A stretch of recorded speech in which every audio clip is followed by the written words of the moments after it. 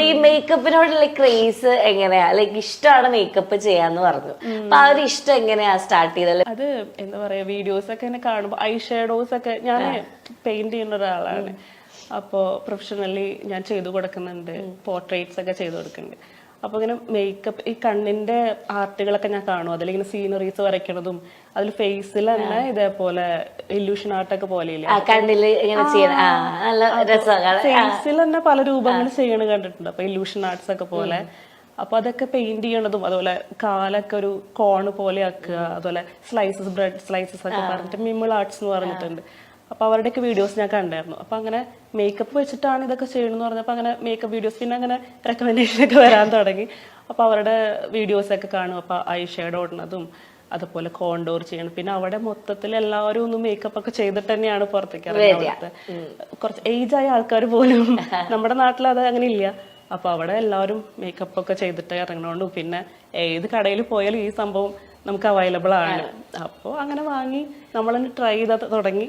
അങ്ങനെ ഇഷ്ടപ്പെട്ടതാണ്. നമ്മുടെ കുഞ്ഞു കുഞ്ഞു ആഗ്രഹങ്ങളാണോ, ലൈക്ക് നമുക്ക് കുറച്ച് ഇപ്പൊ യൂട്യൂബിലായാലും വീഡിയോസ് ഇടുന്നു, നമുക്ക് അത് ആൾക്കാർ കാണണം, 4 ആൾക്കാർ കാണണം, പിന്നെ നമുക്ക് എന്തായാലും നമുക്ക് ഏൺ ചെയ്യണം. ഇതൊക്കെ നമ്മുടെ കുഞ്ഞു കുഞ്ഞു ആഗ്രഹങ്ങളാണ്. പക്ഷെ നമുക്ക് ഇപ്പൊ ഈ ഒരു സോഷ്യൽ മീഡിയ പ്ലാറ്റ്ഫോമിലേക്ക് വരുമ്പോൾ ഒബ്വിയസ്ലി കുറെ പേര് നെഗറ്റീവ് പറയാനുണ്ടാവും.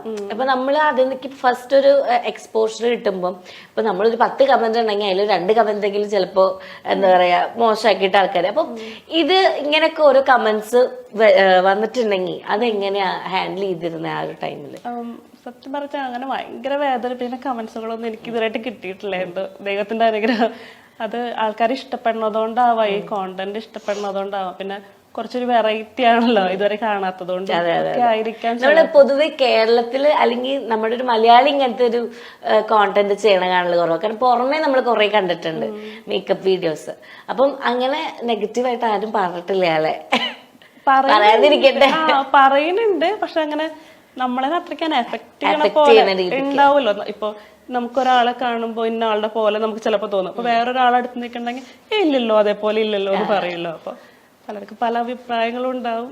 ഏറ്റവും കൂടുതൽ എഫേർട്ട് എടുത്തിട്ട് ചെയ്തൊരു മേക്കപ്പ്, അല്ലെങ്കിൽ നമുക്ക് അത് പഠിക്കാൻ കുറച്ച് സമയം എടുത്തു, ഈ ഒരു ലുക്ക് ട്രാൻസ്ഫോർമേഷൻ ചെയ്യാൻ വേണ്ടി കുറച്ച് സമയം എനിക്ക് പഠിക്കാൻ എടുത്തു എന്നുള്ളത് ഏത് ലുക്കായിരിക്കും? എനിക്ക് ലക്ഷ്മി നക്ഷത്രം ഉണ്ടല്ലോ, ആളുടെ പോലെ കുറെ പേര് ഇങ്ങനെ സജസ്റ്റ് ചെയ്യാറുണ്ട്, ചെയ്യേ ചേച്ചി എന്നൊക്കെ പറഞ്ഞിട്ട്. അപ്പൊ അത് കുറെ വട്ടം, ഒരു 5 വട്ടം ഞാൻ ചെയ്തിട്ടുണ്ട്.